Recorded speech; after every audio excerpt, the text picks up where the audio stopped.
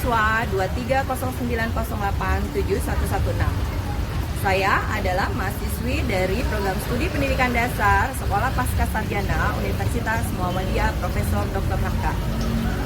Tugas kali ini adalah tugas akhir semester mata kuliah Problematika dan Inovasi Pendidikan Dasar yang diampu oleh dosen kami, Dr. Hajah Isana El Fulko, MPD. Pada kali ini saya akan menjelaskan tentang strategi pembelajaran siswa berkebutuhan khusus di sekolah dasar. Untuk itu, mari kita simak bersama-sama.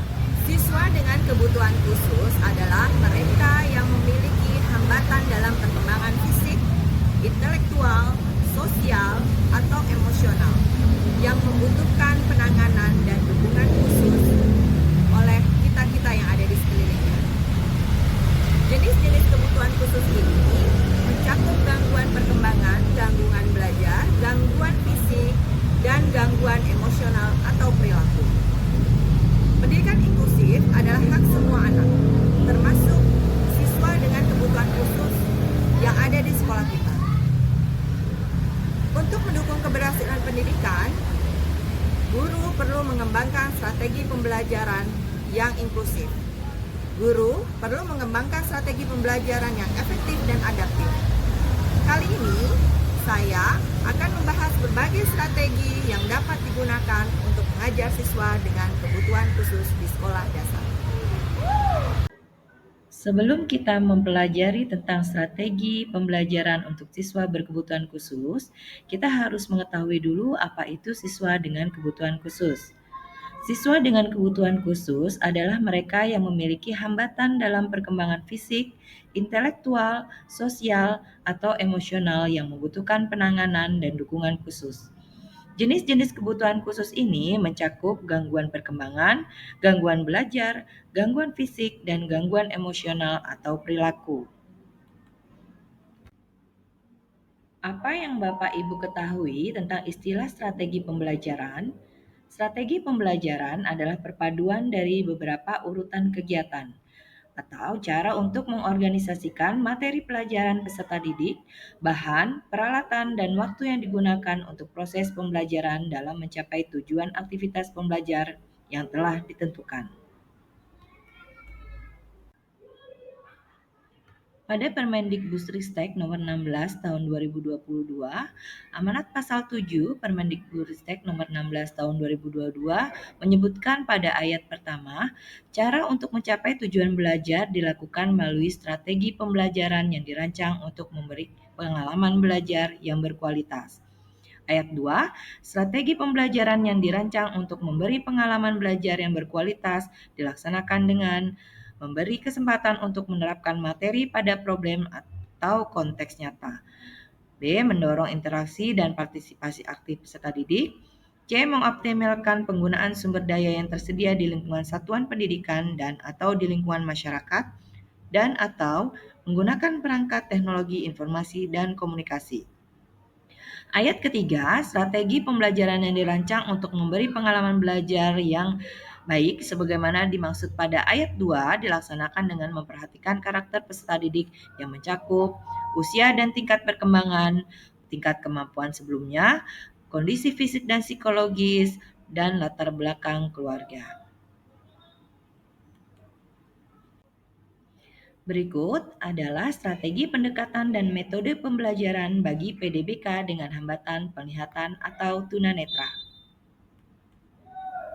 Hal penting yang harus diingat dalam penerapan strategi pembelajaran untuk anak tunanetra adalah pertama kita harus mengklasifikasikan hambatan penglihatannya apakah dia blind atau buta total atau hanya low vision. Yang kedua, kita harus mengetahui kapan waktu kehilangan penglihatannya pada peserta didik. Apakah sejak lahir, usia anak, atau remaja? Karena ini menyangkut dengan strateginya juga. Anak-anak yang sejak lahir sudah tidak melihat dengan anak yang di usia anak atau remaja baru tidak bisa melihat akan berbeda penerapannya. Bagaimana pembelajaran dilakukan bagi anak tunanetra? Yang pertama, informasikan kepada peserta didik lainnya keberadaan PDBK tunanetra dan karakteristik serta cara berkomunikasi dengan PDBK tunanetra. Yang kedua, ketika hendak meminta perhatian anak, panggil namanya dan dalam proses penjelasan sesuatu, gunakan komunikasi verbal. Yang ketiga, menyapa sambil menyentuh punggung tangan kita pada lengan atau bahu anak. Yang keempat, gunakan objek real dan konkret untuk menjelaskan konsep. Yang kelima, sediakan materi sesuai dengan tingkat penglihatan anak menggunakan braille, pembesar huruf, atau audio. Yang selanjutnya, gunakan arah jarum jam untuk menunjukkan letak. Hindari kata tunjuk ini, itu, kata ganti tempat, di sini, di sana, kata ganti orang, dia, atau kamu. Beritahu bila ada perubahan letak atau bila kita akan meninggalkan anak sendiri di suatu tempat. Bercerita saat berpergian dengan anak. Sediakan alat bantu seperti Riglet, stylus untuk menulis braille, tape recorder untuk membuat buku bicara dengan cara merekam, tongkat putih untuk alat bantu orientasi mobilitas, serta asistif teknologi seperti program layar pembaca komputer. Dan selanjutnya, ini adalah strategi pendekatan dan metode pembelajaran bagi PDBK dengan hambatan pendengaran atau tunarungu. Permasalahan dan solusi pembelajaran bagi anak tunarungu. Ketunarungan berdampak pada permasalahan kognisi, emosi, bahasa, dan bicara perilaku dan sosial. Dampak yang paling berat dirasakan oleh seorang tunarungu adalah kemiskinan dalam berbahasa dan berbicara atau berkomunikasi. Karena tidak mendapat masukan bunyi termasuk bunyi bahasa melalui indera pendengarannya. Guru dan orang terdekat dengan PDBK tunarungu selayaknya memberikan masukan bahasa melalui visual dan atau auditori jika PDBK tunarungu masih memiliki sisa pendengaran yang dapat dijadikan modalitas dalam pembelajaran. Seperti halnya pada hambatan penglihatan, pada peserta didik dengan hambatan ini, guru juga perlu mengetahui sejak kapan peserta didik mengalami hambatan pendengaran. Hal tersebut ada kaitannya dengan penguasaan bahasa yang telah dikuasai dan modalitas belajar peserta didik tersebut. Bahasa dan komunikasi tunarungu. Anak tunarungu biasanya memiliki kosakata yang terbatas, pola kalimat terbalik-balik, sulit memahami kata-kata yang abstrak, terbatas dalam komunikasi terutama komunikasi lisan, dapat membaca tapi belum tentu memahami dan mengerti kalimat yang dibaca.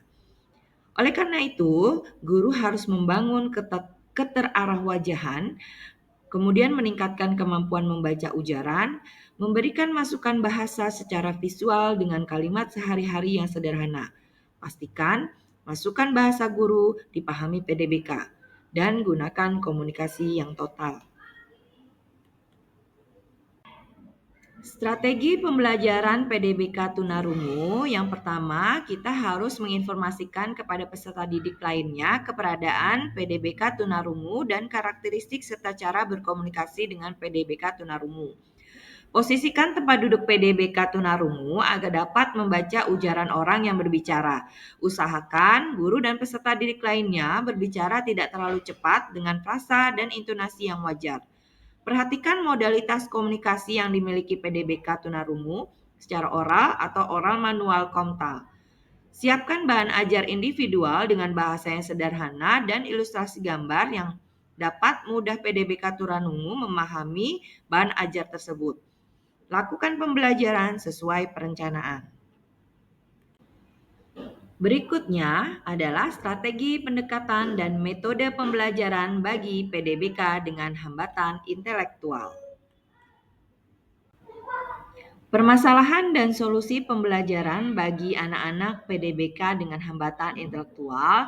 Yang pertama adalah perilaku adaptifnya lemah, tidak dapat mengurus diri sesuai usianya atau kekanak-kanakan, sulit memahami hal yang abstrak, sulit mengingat, daya ingat lemah, sulit mengikuti instruksi yang kompleks atau rumit, sulit mengendalikan emosi, perkembangan bahasa dan bicara terlambat, kurang perhatian terhadap lingkungan dan pandangan kosong, koordinasi gerak kurang terkendali, dan hasil belajar di bawah rata-rata kelas.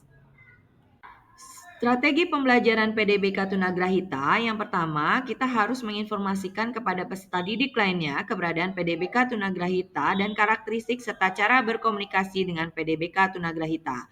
Yang kedua, perlu konsistensi dan pengulangan dalam belajar. Gunakan benda konkret yang menarik dan yang dekat dengan kehidupannya. Instruksi yang diberikan pendek, jelas, bertahap. Gunakan kalimat yang singkat dan bahasa yang sederhana. Lakukan pendampingan selama proses belajar. Lakukan pembiasaan pada peserta didik, pembelajaran diberikan secara bertahap. Untuk selanjutnya adalah strategi, pendekatan, dan metode pembelajaran bagi PDBK dengan hambatan komunikasi dan sosial atau yang disebut autis. Permasalahan PDBK autis yang pertama adalah dalam segi komunikasi, interaksi sosial, gangguan sensori, perilaku, dan emosi. Apa yang harus dilakukan oleh para Bapak Ibu guru? Di sini kita harus membuat program kebutuhan yang diberikan untuk mengurangi masalah tersebut berupa pengembangan komunikasi, interaksi sosial, dan perilaku. Sebelumnya, kita harus mengerti karakteristik PDBK autis. Yang pertama, mereka memiliki aktivitas yang berulang-ulang, terlambat dalam perkembangan komunikasi atau bahasa, rentan terhadap perubahan lingkungan atau perubahan aktivitas rutin. Tidak ada kotak mata, menunjukkan respon yang tidak biasa terhadap pengalaman sensori, mengalami hambatan dalam bahasa dan interaksi sosial. Pada beberapa anak, ada yang memiliki kemampuan khusus yang berkembang dengan baik. Sebagian anak menunjukkan hiperaktivitas dan rentang perhatian yang rendah. Sebagian anak meniru suara, sebagian anak belum dapat berbicara sama sekali. Dalam pembelajaran PDBK autis, guru harus menjadi modeling, kemudian latent learning, pembelajaran tersembunyi, menyimpan informasi di bawah sadar, prompting, membagi aktivitas dengan beberapa tahapan, memberikan waktu untuk berlatih, modifikasi perilaku, berikan tugas dan tanggung jawab, bicara yang mudah difahami, ciptakan situasi belajar yang nyaman, dan meningkatkan konsentrasinya. Bagaimana Bapak Ibu guru menerapkan pembelajaran PDBK autisme? Yang pertama, ajarkan rutinitas sedikit demi sedikit dan gunakan simbol-simbol gambar untuk mewakili kegiatan. Buatlah jadwal kegiatan dengan waktu sesuai dengan kemampuan konsentrasi anak. Ajarkan komunikasi eksperimen, kembangkan dan gunakan clue-clue visual untuk memahami aturan, koreksi langsung dengan instruksi pendek disertai dengan clue visual, kemudian komunikasi gambar, buat kesepakatan secara tegas kepada anak-anak. Yang selanjutnya adalah strategi pendekatan dan metode pembelajaran bagi PDBK dengan kesulitan belajar spesifik. Sebelumnya, kita harus mengerti karakteristik siswanya. Yang pertama, mereka sulit dalam mengekspresikan diri, sulit dalam menulis, membaca, berhitung, bicara berbelit, tulisan sulit dibaca, saat membaca menulis berhitung, ada huruf atau angka yang terbalik atau tertinggal atau berlebih. IQ rata-rata atau di atas rata-rata, tetapi prestasi akademik rendah. Menunjukkan hambatan koordinasi gerak atau kikuk dan ragu dalam bergerak. Menunjukkan gangguan orientasi arah ruang, kanan, kiri, atas, bawah, depan, belakang. Keterlambatan perkembangan konsep, ukuran, bentuk, operasi, aritmatika. Sulit memahami isi bacaan, di antara mereka dengan kesulitan belajar diikuti dengan kesulitan konsentrasi. Strategi pembelajaran PDBK kesulitan belajar spesifik, diantaranya anak butuh konsentrasi dan pengulangan dalam belajar. Belajarin secara bertahap, gunakan 5 pertanyaan dasar, apa, siapa, kapan, di mana, mengapa, untuk memahami bacaan. Membaca dengan bantuan penggaris agar baris kalimat tidak terlewat-lewat. Gunakan buku berpetak untuk belajar berhitung seperti nilai tempat. Gunakan clue-clue visual seperti warna, garis, lambang, dan lain-lain. Koreksi langsung, panggil nama untuk mengarahkan fokus perhatiannya, kontak mata, instruksi pendek dan jelas. Jika berbicara berbelit, pandu bicaranya dengan pertanyaan 5W1H.